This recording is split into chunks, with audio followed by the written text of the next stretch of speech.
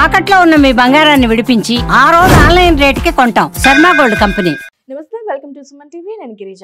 2025 నూతన ఆంగ్ల సంవత్సరంలో భాగంగా ద్వాదశ రాశుల వారికి ఫలితాలు ఏ విధంగా ఉండబోతున్నాయి, అందులోనూ మనం ఇప్పటివరకు అయితే చాంద్రమానం ప్రకారం నక్షత్రం రాశి పరంగా మన జాతకం ఎలా ఉంటుంది 2025 సంవత్సరంలో ఓవరాల్ గా అనేది ఇప్పటివరకు తెలుసుకున్నాం కదా. సో ఇప్పుడు వచ్చేసి సూర్యమానం ప్రకారం, సో సన్ సైన్స్ ప్రకారంగా 2025 సంవత్సరం రాశి వారికి ఏ విధంగా ఉండబోతుందో తెలియజేసేందుకు విశ్వవిద్యాలయ అగ్రశ్రేణి తొలి మహిళ జ్యోతిష్య వాస్తు పట్టభద్ర పంచాంగకర్త, జ్యోతిష్యంలో పిహెచ్డిలో తొలి గోల్డ్ మెడలిస్ట్ అయినటువంటి జ్యోతిష్య మహోపాధ్యాయ డాక్టర్ ఈడుపుగంటి పద్మజరాణి గారు ఉన్నారు. వారితో మాట్లాడేద్దాం. నమస్కారం మేడం. నమస్కారం మేడం, న్యూ ఇయర్ ప్రకారంగా సో ఈ 2025లో ఓవరాల్ గా చూసుకుంటే కనుక తులారాశి వారికి సన్ సైన్స్ ప్రకారంగా సో ఏ విధంగా ఉండబోతుంది అంటారు మ్యామ్? ముందుగా ప్రేక్షకులందరికీ కూడా ఈ యొక్క 2025 సంవత్సరం ఆంగ్ల నూతన సంవత్సర శుభాకాంక్షలు తెలియజేస్తున్నాను. Thank you ma'am. నీకు కూడా ఆనంద స్వరూపులైన అందరికీ కూడా ఈ సంవత్సరం తమ తమ రాశి ఫలాలని చూసుకొని దాని ప్రకారం ఆనందకరంగా ముందుకు వెళ్ళి ఆశించిన ఫలితాలు పొందుతారని మనం తెలుసుకుందాం ఇవాళ. మామూలుగా నక్షత్ర పరంగా చూస్తూ ఉంటారు కదా ఎవరైనా సరే. సో మరి కొంతమందికి నక్షత్రాలే ఉండవు అని అంటారు, వాళ్ళకు డేట్ ఆఫ్ బర్త్ అయితే ఉంటుంది. మరి అలాంటి వాళ్ళకి రాశి పరంగా సో జ్యోతిష్యం అనేది ఏ విధంగా చెప్తారు మ్యామ్? అంటే నువ్వు అన్నట్టుగా ప్రతి వాళ్ళకి కూడా అందరికీ నక్షత్రాలు ఉంటాయి కానీ తెలియదు అంతే. ప్రతి మనిషికి 27 నక్షత్రాల్లోనే ఏదో ఒకటి అవుతుంది, కానీ అది ఏదో కారణం రీత్యా పుట్టినప్పుడు వేయించుకోకపోవడం వల్ల లేకపోతే పెద్ద ఆసక్తి లేకపోవడం వల్ల దాన్ని ఇది చేస్తారు. కానీ అలాంటప్పుడు ఏంటంటే ఎక్కువగా సన్ సైన్స్ రీత్యా చూసుకుంటూ ఉంటారు. సన్ సైన్స్ అంటే ఏంటంటే ఆ నెలలో పుట్టిన వాళ్ళు, అంటే ఈ తారీఖు నుంచి ఈ తారీఖు దాకా, ఇప్పుడు ఏప్రిల్లో పుట్టారు వీళ్ళు, అలాగే మార్చి ఈ తారీఖు నుంచి ఈ తారీఖు దాకా వీళ్ళు ఏరిస్లోకి వస్తారు. అలా వరుసగా 12 రాసుల వాళ్ళకి కూడా తారీఖులు అంటే పుట్టినరోజు ప్రకారం వాళ్ళు ఏ రాశిలోకి వస్తారు సన్ సైన్స్ అంటారు దాన్ని, ఇంగ్లీష్లో జోడియాక్ సైన్స్ ప్రకారం తీసుకుంటే. దాని ప్రకారం ఏంటంటే అందరికీ వాళ్ళ బర్త్డే అయితే దాదాపుగా తెలుస్తుంది కదా, నక్షత్రాలు అయితే డౌట్ ఉన్నా. కాబట్టి డేట్ ఆఫ్ బర్త్లు కనీసం తెలిస్తే, డేట్ ఆఫ్ బర్త్లు కనీసం ఏ డేట్న పుట్టారో దాని ప్రకారం ఇప్పుడు మనం చెప్పుకోబోయే రాశి ఫలితాలు ఆ నెలలో దేంట్లోకి వచ్చారో చూసుకొని మేషరాశి వృషభ రాశి అని అలా చూసుకుంటూ పెడతారు. అంటే నక్షత్రం మనకు తెలుస్తుందా మ్యామ్? సన్షైన్స్ పరంగా చూసుకుంటే మనకు అంటే రాశి తెలుస్తుంది, ఓకే. డేట్ పరంగా చూసినప్పుడు మనకు నక్షత్రం ఇది అనేది క్లారిటీగా తెలుస్తుంది అంటారా? మరి నక్షత్రం వేరు, రాశి ప్రకారం తెలుసుకోవడం వేరు. నువ్వు పుట్టిన తారీఖు బట్టి కరెక్ట్గా డేటు టైము ప్లేస్ ప్రకారం నువ్వు వేసుకుంటే దాని ప్రకారం నక్షత్రం వస్తుంది. అలాగే కొంతమంది అలా వేయించుకోకుండా వదిలేసిన వాళ్ళకి ఎలా ఉంటుందంటే, అయ్యో మాకు డేట్ ఆఫ్ బర్త్లో డేట్ అయితే తెలుసండి కానీ మాకు రాశి ఫలాలు తెలుసుకోవాలని ఉంది కానీ మాకు నక్షత్రం తెలియదు అన్నప్పుడు అప్పుడు ఏం చేస్తామంటే ఈ రూపంలో, అంటే సన్ సైన్స్ ప్రకారం ఈ తారీఖు నుంచి ఈ తారీఖు మధ్య పుట్టిన వాళ్ళు మేషరాశి, ఈ తారీఖు నుంచి ఈ తారీఖు మధ్య పుట్టిన వాళ్ళు వృషభ రాశి అన్నప్పుడు దాంట్లో ఫలితాలు చూసుకుంటూ వాళ్ళు, అది కూడా దాదాపుగా వాళ్ళకి వీళ్ళకి పెద్ద తేడా అయితే ఉండదు. జనరల్గా ఇలా వెళ్ళే వాళ్ళు ఇలా కూడా పెడతారు. తులారాశి అనేటప్పటికీ మనం సన్ సైన్స్ పరంగా చెప్పినప్పుడు తులారాశి అని అంటాం, లిబ్రా కూడా అంటాం దీన్ని. ఈ లిబ్రా వాళ్ళు ఏంటంటే మనకి సాధారణంగా సెప్టెంబర్ 23 నుంచి అక్టోబర్ 22 మధ్య పుట్టిన వాళ్ళు, అంటే సెప్టెంబర్ 23వ తారీఖు నుంచి అక్టోబర్ 22వ తారీఖు మధ్య పుట్టిన వాళ్ళందరూ కూడా లిబ్రా. దీన్నే మనం తులారాశి వాళ్ళని కూడా అంటాం. వీళ్ళకి ఈ సంవత్సరం ఎలా ఉంటుంది అంటే ముఖ్యంగా ఈ యొక్క తులారాశి వాళ్ళకి స్టార్టింగ్లో ముఖ్యంగా ఎలా ఉంటుందంటే శత్రువుల మీద వీళ్ళు విజృంభించటం వల్ల కానీ లేకపోతే ఇతరుల సహకారం కోరడం వల్ల కానీ కొన్ని సమస్యలు అనేవి ఏర్పడతాయి. కాబట్టి వీళ్ళు వీళ్ళంత వరకు ముఖ్యులతో సంప్రదించి, అంటే ముఖ్యులంటే ఎవరు, కుటుంబ సభ్యులతో సంప్రదించి చర్చల ద్వారా సమస్యలను అధిగమించే విధంగా వీళ్ళు ప్రయత్నాలు చేయాలి. అంటే ఏంటంటే ఇతరుల దగ్గర నుంచి వాళ్ళు ఏదన్నా ఎక్స్పెక్ట్ చేస్తున్నప్పుడు అది వీళ్ళకి ఎలాంటి సమస్యలు వచ్చే అవకాశం ఉందంటే వాళ్ళ మీద వీళ్ళు విజృంభించడం వల్ల కానీ లేకపోతే వాళ్ళ మీద వీళ్ళు కోఆపరేషన్ కోరడం వల్ల కూడా కొన్నిసార్లు ఇబ్బంది ఏర్పడుతుంది. కాబట్టి కుటుంబ సభ్యుల సహకారంతో చర్చించి సమస్యను అధిగమించే విధంగా వీళ్ళు ఒకటి ప్రయత్నం చేయాలి, ఎక్కడ ఏ విషయమైనా కూడా. రెండోది వచ్చేప్పటికి ఏమవుతుందంటే ఇన్వెస్ట్మెంట్స్ కోసం వీళ్ళు చేసే ప్రయత్నాల్లో కూడా ఎక్కువ భాగం వాళ్ళకి ఏమవుతుందంటే మోసాలకు గురయ్యే అవకాశం ఉంది. అంటే ఏదైనా కొనేటప్పుడు కానీ ఏదైనా చేసేటప్పుడు ఆ విషయంలో కూడా వీళ్ళంత జాగ్రత్తలు తీసుకుంటూ ముందుకు ఒకటి వెళ్ళాలి.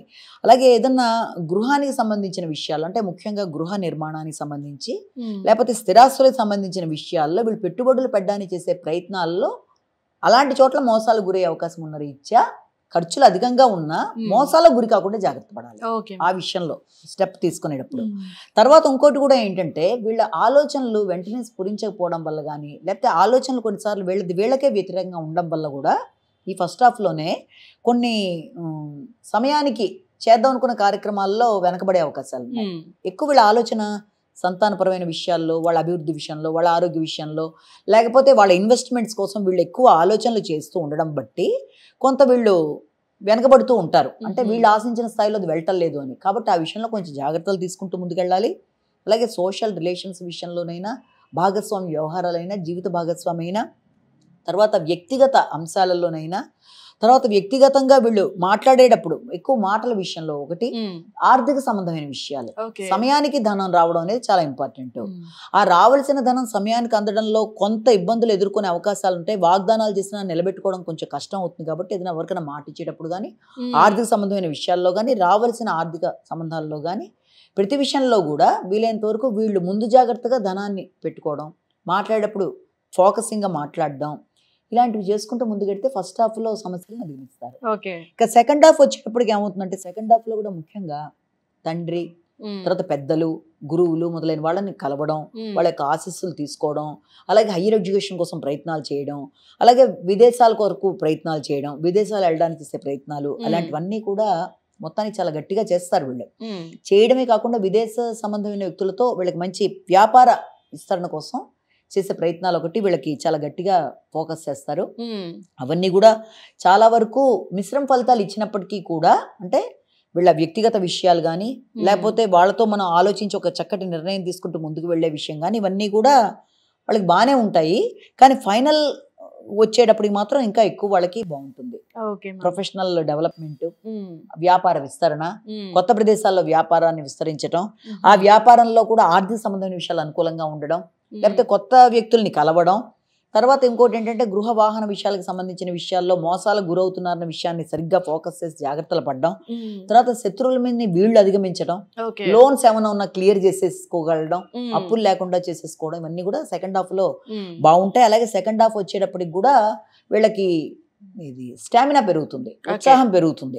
చేద్దాం అనుకున్న కార్యక్రమాలను కూడా చక్కగా చేయడానికి వీళ్ళు చేసే ప్రయత్నాలు అనుకూలంగా ఉంటాయి. అంటే చక్కగా కరెక్ట్ గా ఎలా చేస్తే కరెక్ట్ గా వెళ్తే బాగుంటుంది అన్నదాన్ని చేయగలుగుతారు. ఖర్చులు కూడా కరెక్ట్ గా క్లారిటీగా పెడతారు. తర్వాత వచ్చేటప్పటికి ఆకస్మికంగా అయ్యే ఖర్చుల విషయం అయినప్పటికీ కూడా దాని కూడా వీళ్ళు అలర్ట్ గానే ఉంటారు. ఏం పర్లేదన్నంత ధీమాతో ఉంటారు. ఆరోగ్య విషయంలో కూడా చాలా ధీమాగా ఉంటారు. అంటే అనారోగ్యం ఏర్పడినా, అనారోగ్య భావనలు ఏర్పడినా కూడా వాటి విషయంలో వీళ్ళు చాలా గట్టిగా ముందుకెళ్ళిపోతూ ఉంటారు. అయితే ఒకటి మాత్రం ఏంటంటే బద్ధకాన్ని ఒకటి వదిలేయాలి, అంటే లేజీనెస్ అనేది వదిలేయాలి. పనులలో ఆలస్యాల ఆటంకాల వల్ల నిరాశలు ఏర్పడ్డా కూడా దాన్ని అధిగమిస్తూ ముందుకెళ్ళాలి. శత్రువుల మీద విజయాన్ని సాధిస్తారు, పోటీల్లో నెగ్గుతారు, ఆశించిన ఫలితాలు పొందుతారు. ఫస్ట్ హాఫ్ అంతా కూడా వీళ్ళకి అంతా ఏంటంటే ఈ ప్రవచనాలు వినడం, గొప్ప వ్యక్తుల్ని కలవడం, లేదా డొనేషన్స్ ఇవ్వడం, అంతా వీళ్ళకి అనుకూలతలే ఎక్కువ పాజిటివ్ గా ఎక్కువ ఉంటుంది. సెకండ్ హాఫ్ వచ్చేప్పటికి ఏంటంటే మాత్రం వీళ్ళకి ఎట్టి పరిస్థితుల్లో ఇప్పుడు కొన్ని ఉంటాయి కదా, వీటిలలో మనం డబ్బులు పెడుతూ ఉంటారు, గ్యాంబ్లింగ్ కానీ అలాంటి వాటిలో జోలికి వెళ్ళకూడదు. అది చాలా రిస్క్ లోకి వెడుతుంది. అలాగే వచ్చిన విషయాలలో అంటే ఏంటంటే ఏదైనా లాభదాయకమైన విషయాలు ఏదైనా ఉన్నట్లయితే వాటిని కరెక్ట్ గా ప్లాన్ చేసుకోకపోతే ఆ వచ్చిన ధనం అనవసరంగా వృధా పోయే అవకాశం ఉంది. కాబట్టి వైరాగ్య భావనలను వదిలి వాటి మీద కరెక్ట్ గా ఫోకస్ చేస్తూ ముందుకు గనక పెడితే అవి కూడా అనుకూలంగా ఉంటుంది. Okay ma'am. మరి 2025 లో చూసుకుంటే అంటే వ్యాపారస్తులకి చాలా బాగుంది అని చెప్పారు. మరి ఉద్యోగ పరంగా స్టూడెంట్స్ కి, వ్యవసాయ రంగానికి చెందిన రైతులకి, ఓవరాల్ గా లేడీస్ విద్యార్థులకైనా, ఉద్యోగస్తులకైనా, వ్యాపారస్తులకైనా, వ్యవసాయదారులకైనా, స్త్రీలకైనా, రాజకీయ నాయకులకైనా, కళారంగంలో ఉండేవాళ్ళు వీళ్ళందరికీ కూడా ఫస్ట్ హాఫ్ చాలా చక్కగా ఉంది. సెకండ్ హాఫ్ న్యూట్రలైజేషన్ తప్ప ఫస్ట్ హాఫ్ లో ఎక్కువ స్థాయి వీళ్ళు ఏదనుకుంటే దాని ప్రకారం వాళ్ళు ముందుకెళ్ళడానికి ఆర్థిక విషయాల్లో గానీ నమ్మకం, వాళ్ళకి స్థిరత్వం అన్ని కూడా ఫస్ట్ హాఫ్ లో చాలా అనుకూలంగానే ఉన్నాయి. Okay ma'am. అదే మరి వాళ్ళ అంటే సెకండ్ హాఫ్ కొంచెం న్యూట్రల్ గా అన్నారు కదా, సో న్యూట్రల్ గా అంటే మనకి ఏదైనా భయం వేస్తే కంపల్సరీ దేవతారాధన కంపల్సరీగా మనం చేస్తుంటాం కదమ్మా. సో మరి ఆ విధంగా చూసుకుంటే వీళ్ళు ఏ దేవతారాధన చేస్తే మంచిది అంటారు? మామూలుగా ఏంటంటే వీళ్ళకి సంబంధించిన దాంట్లో గణేశుడికి సంబంధించింది కూడా అనుకూలంగా ఉంటుంది, దుర్గాదేవి ఆరాధన ఈ రెండు కూడా అనుకూలమే. ముఖ్యంగా Okay. ఏంటంటే దుర్గాదేవికి సంబంధించిన దేవాలయాల సందర్శనం కానీ లేకపోతే దుర్గే స్మృత హర్షవీతి మసేజంతో స్వస్థ స్మృత మతమతీవ సుబాంధ దాసి దారిద్ర్య దుఃఖ భయాన్ని కాతుదన్య సర్వోపకారకరణాయ సదార్థ చిత్త విన్నా, లేకపోతే శ్రీ దుర్గే నమః అనుకున్నా, అది కూడా ఏదో ఒకసారి అనుకున్నా అని కాదు, మనసా వాచా కర్మని. ఎప్పుడు కూడా రెమెడీస్ అంటే ఎలా ఉంటాయంటే నువ్వు దాని మీద నిజంగా మనసు పెట్టి సీరియస్గా ఏదో చెప్పారు కదా ఒక 10 నిమిషాలు చేసేద్దాం కాదు, నువ్వు నీ కోసం చేస్తున్నావు అనే విషయం ఉండాలి అందులో. హార్ట్ఫుల్ గా నేను చేస్తున్నాను, దేవుడికి వినబడుతోంది, నా బాధను అర్థం చేసుకుంటున్నారు అన్న ఆ రకమైన భావనతో మనం కనుక చేస్తే తప్పనిసరిగా ప్రతి సమస్యకి కూడా భగవంతుడి వైపు నుంచి కూడా పరిష్కారాన్ని ఆయన చూపిస్తాడు. ఓకే అమ్మా, చాలా చక్కగా తెలియజేశారు ma'am. Thank you so much. నమస్కారం.